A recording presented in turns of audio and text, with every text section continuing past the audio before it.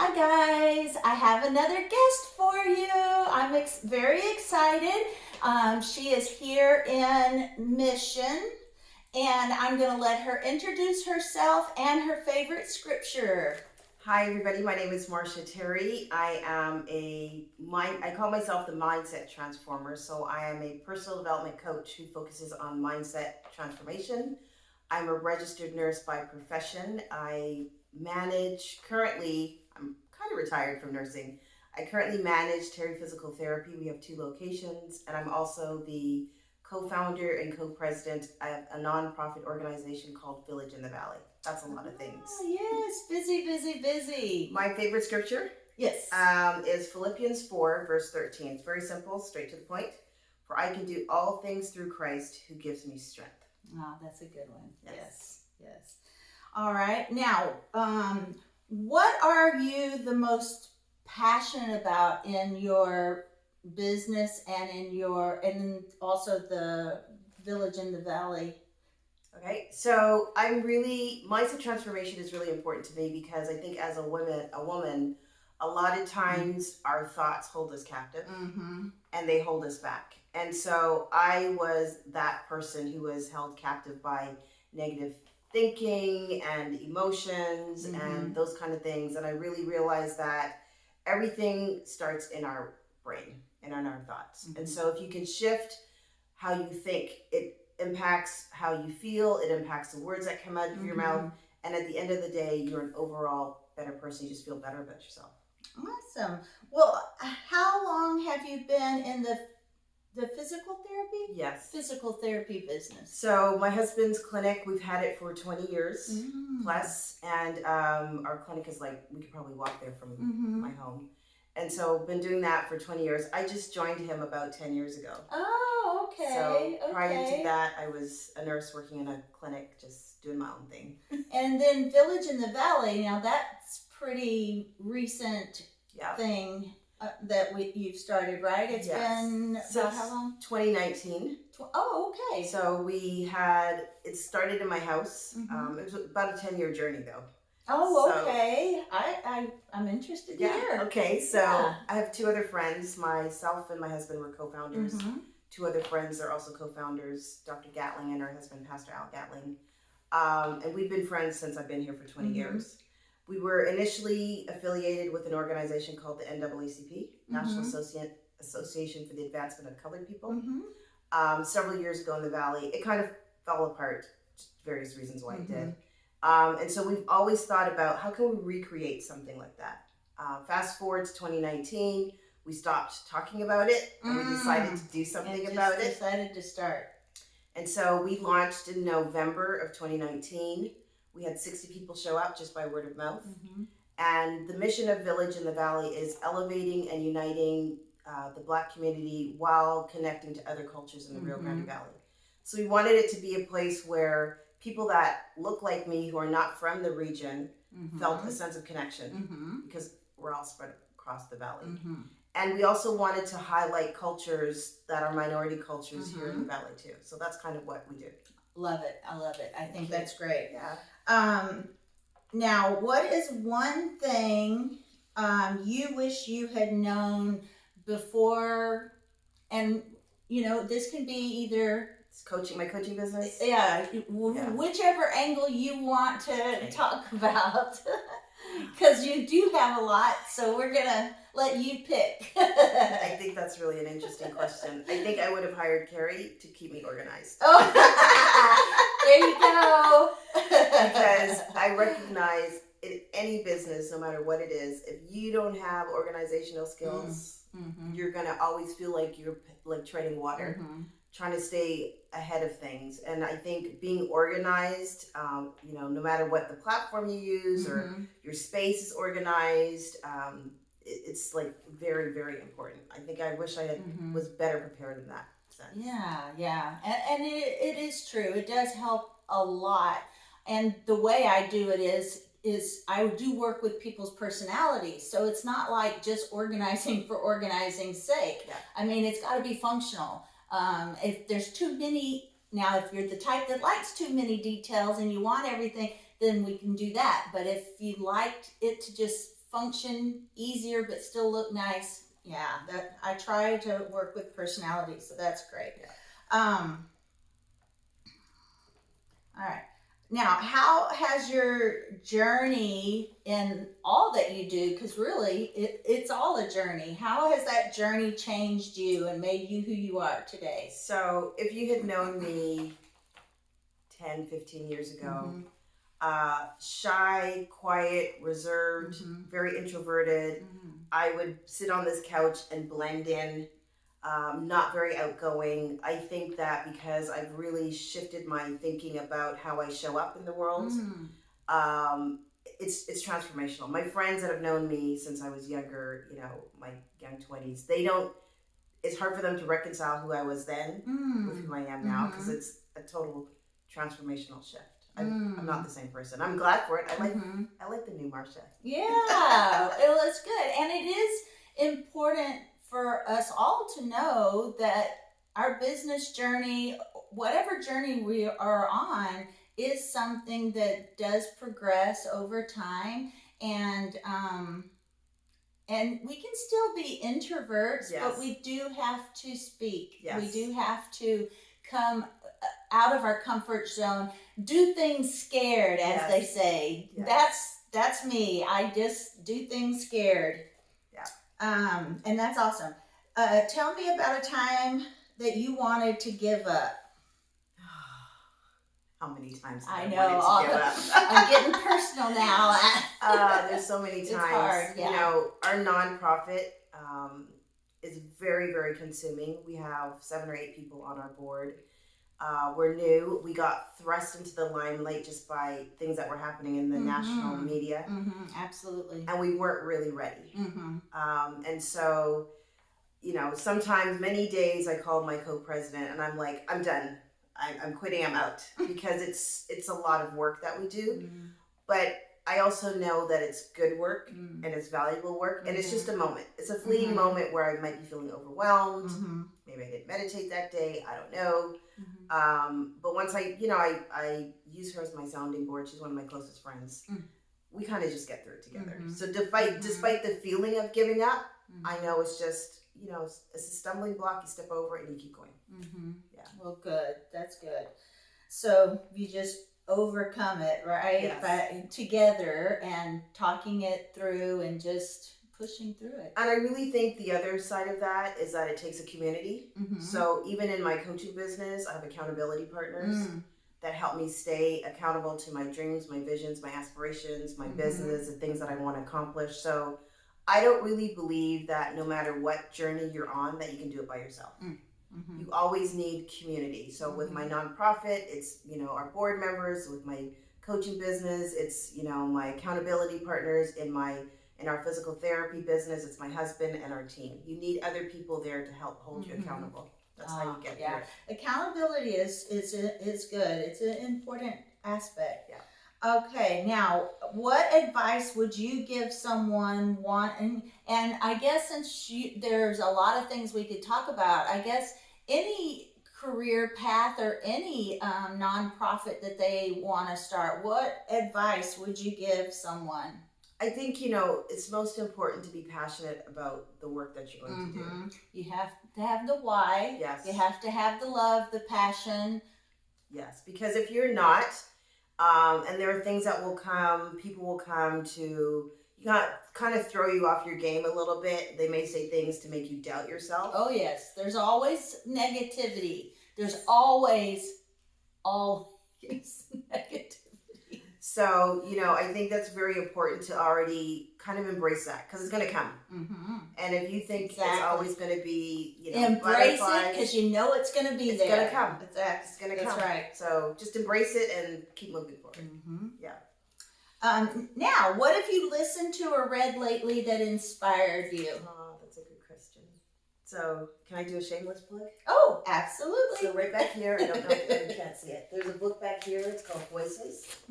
Words of Wisdom, Inspiration, and Soul. And I'm a co-author in that book. Oh, And so I've read the other stories. It's a compilation book, and they absolutely have moved me to tears because when I've read some of the things that the other authors have overcome, I really feel honored and blessed to be a part of this book. So wow, that's good.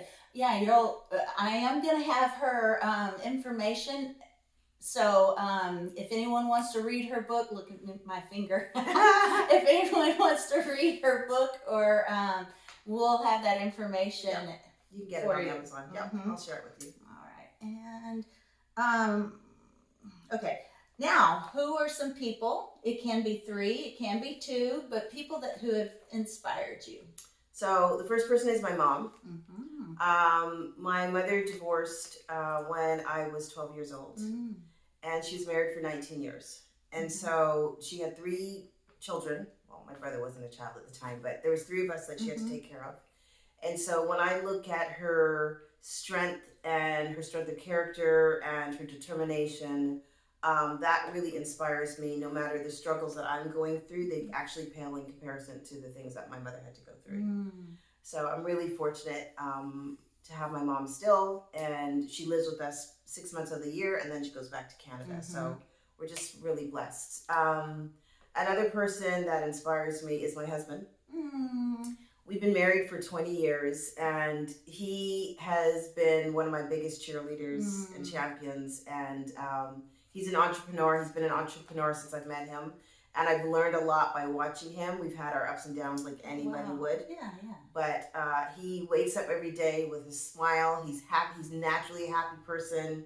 And so he's really helped to inspire me to go on my own entrepreneurial journey. So that's pretty awesome. Yes. And there are good ones out there, guys. You have to be patient. Yes. You have to find the good ones, guys. They are out there. Yes. I've been married, I think, 32. Oh, wow. Okay. 32 years, March. Okay. Hopefully I got that right, but I think so. 32 years. And yeah, you got to find the good ones, guys. Yeah. Let's see here. Now, and is there a third one or? I had a mentor that was just really, really pivotal also in my life. He challenged me to do things that I was often very afraid of doing. And so a lot of things that he taught me, I'm actually share with my clients now, just to help move people to the next level. So he's also another person that impacted my life.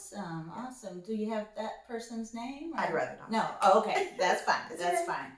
And I just wanted to mention, I met her on Facebook. Actually, this is our first time to meet in person, but we're both part of Fem City. She's part of the McAllen group. I'm part of the Harlingen group, but I saw her also on a Pete Vargas business conference? Yeah. Would you call it? It was a series. It was a daily series and it had a challenge. We have been learning a lot of stuff from Pete Vargas, and you can look him up on Facebook, but there's a lot of people involved in his journey and the stuff that we watched and listened to. There's learned a lot. Yes. It was huge, and I listened to all of his stuff. I guess, I don't know, I'm not being very professional, but all of his stuff for 2 years.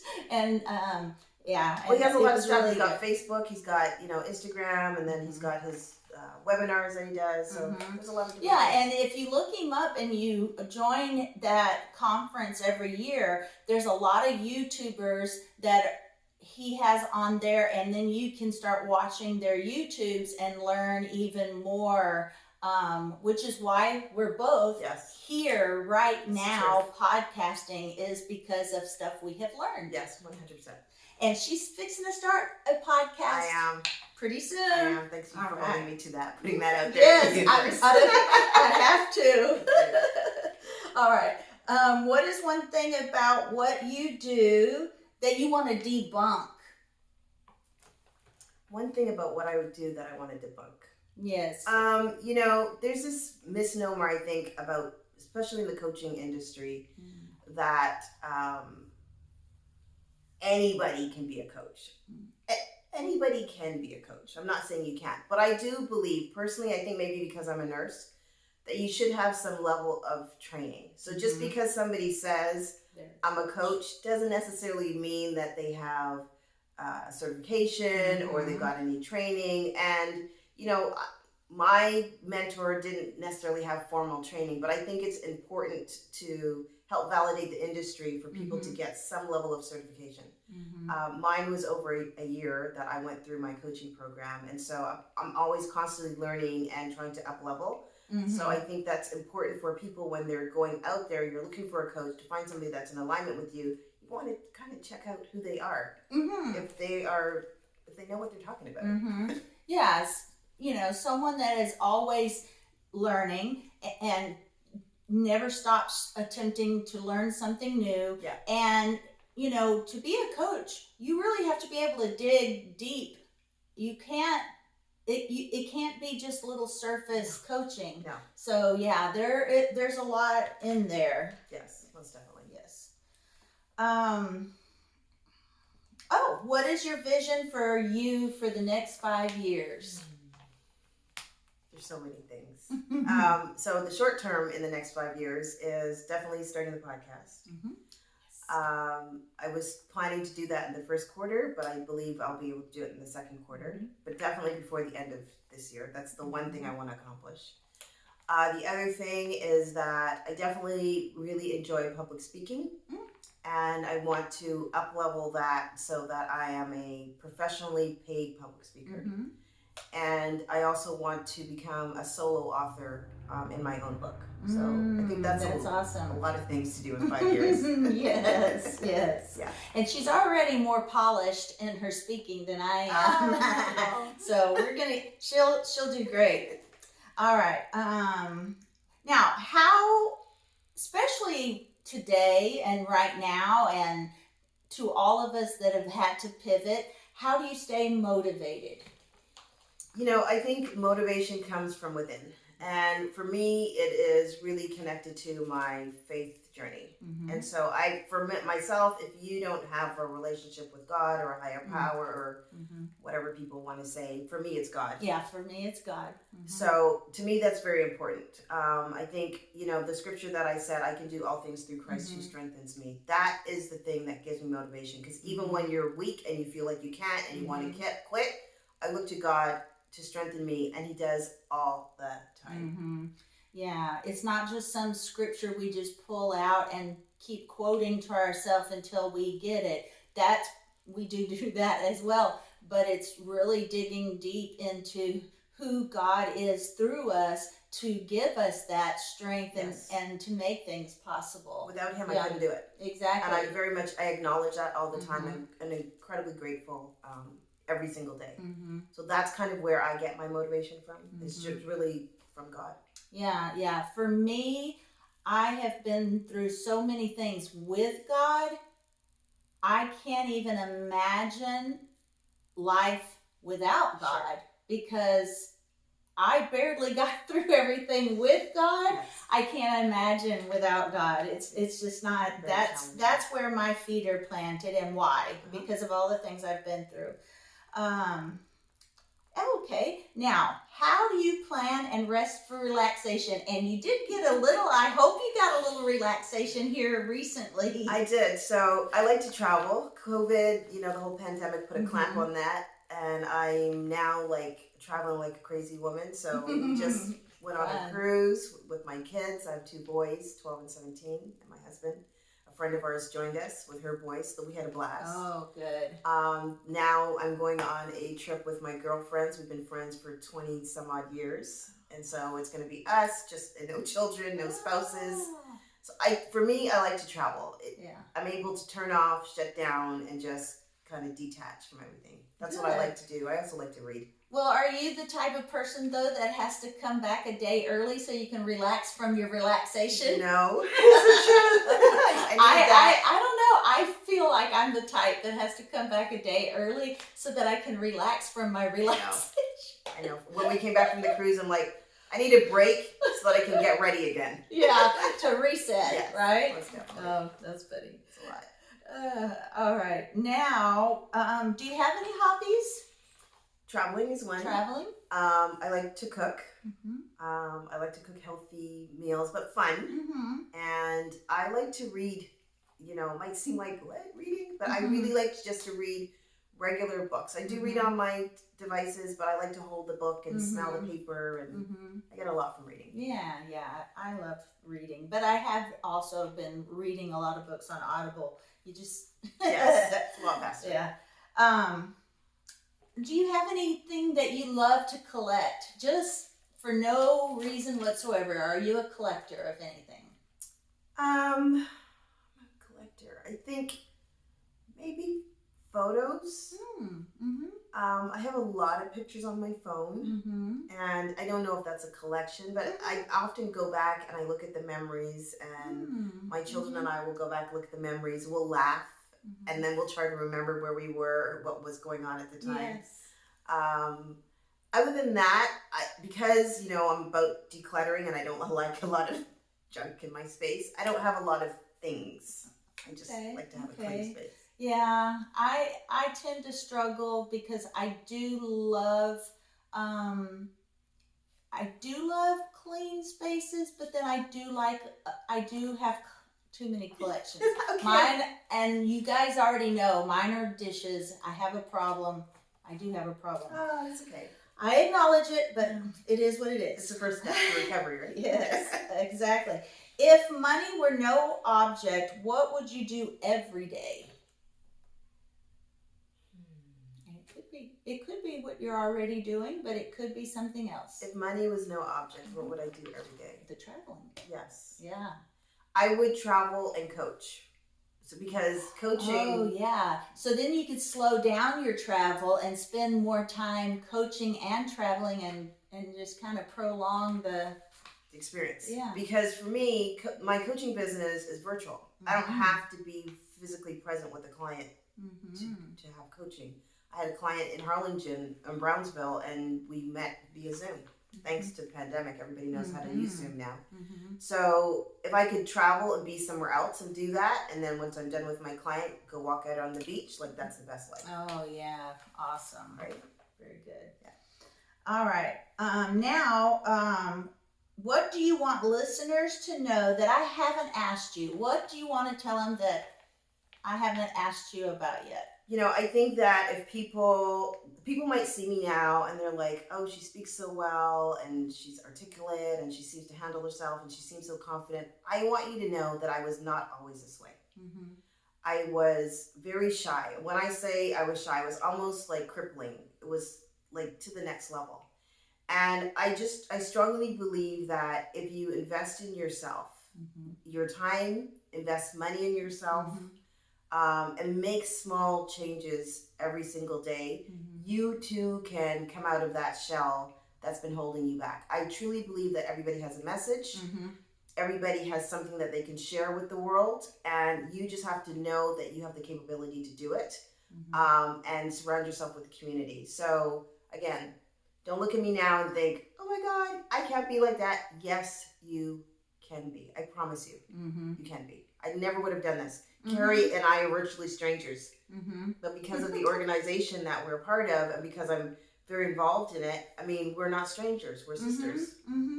So yeah. And now a lot of people don't believe me either, but I used to be shy. I know my first year in college, I kept hearing this rattling sound. And I really, guys, I know this is going to sound crazy, but I really didn't know where the rattling was coming from. And then I realized I was shaking much. Okay. The leg of my chair was hitting the table leg, and it was literally tapping because I was so scared in college. So I've come a long way.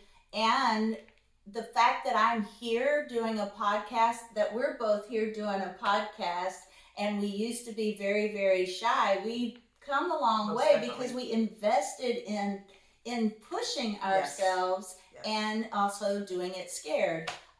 So I'm not techie, and I literally had to figure out how to not just to do the podcast, but to download it for you guys. This part has become easy. It's the computer It's and the the back end stuff. downloading and the techie stuff that and I'm not down on myself for being older. I'm just saying, us from the older Yes. generation, Us late adapters. we didn't pick up on it as natural as the younger Yes. generation. So I've had to work a little bit harder to do this. So if I can do it, you can do it. Most definitely. Definitely. I agree. All right, we're down to the fun stuff now.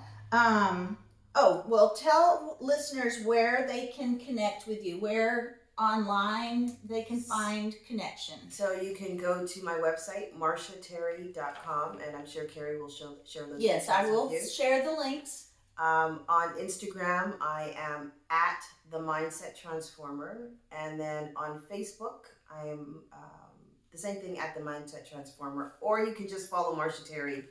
There's not a whole lot of African American Black women, Marsha Terry, on Facebook, so just search and you'll probably find me. Yeah, you'll find her. And now these are our three last questions. What does organization mean to you? Being organized, what does that mean? I think for me, it means having a focus. I think if you're not organized and you're scattered, and then you're in chaos. So like my desk at my workplace. Right now here, my office is pretty neat. But in my workplace, I have papers and books and all kinds of things, and I could not work in that space. So I took some time this year to clean up my whole entire office at our clinic. And because I've done that, I'm so much more productive. So I think that organization to me means being focused, because you can't operate in chaos. You think you can, but when you clear up your space and declutter, it's amazing the amount of clarity that you get and how much more productive you can become. Yeah, because when your brain is going in visually and your thought processes are going in too many different places, it's really hard to stay focused on what you need to stay focused on. Yeah. Okay, so now we're going to tackle and this is our last two questions. Where are you the least organized? Where you might have already told us, least organized, but where are you the most organized, which you might have already said as well. Where am I the least organized? Yes. Probably in my closet. Oh, My okay. bedroom closet. Okay. I like organization in there, but it's not big enough. And so things are everywhere. That's probably where I'm the least organized. Where I'm the most organized, I think with my coaching curriculum and my coaching material. Yes. I do have everything organized on my computer, so I'm not having to scramble for a session or whatnot. I pretty much have that down pat. Yeah, and that's very, very important. Yeah. Because we couldn't do our businesses if we weren't organized as well. Right. And it just makes things flow so much easier. All right. Well, thank you so much. I enjoyed it. For having me and for letting me talk to you. I enjoyed it. And introduce you to everyone out there. And guys, I want to thank you also for listening, for watching, and come back and see the next podcast. All right? Thank you so I'll talk to you later.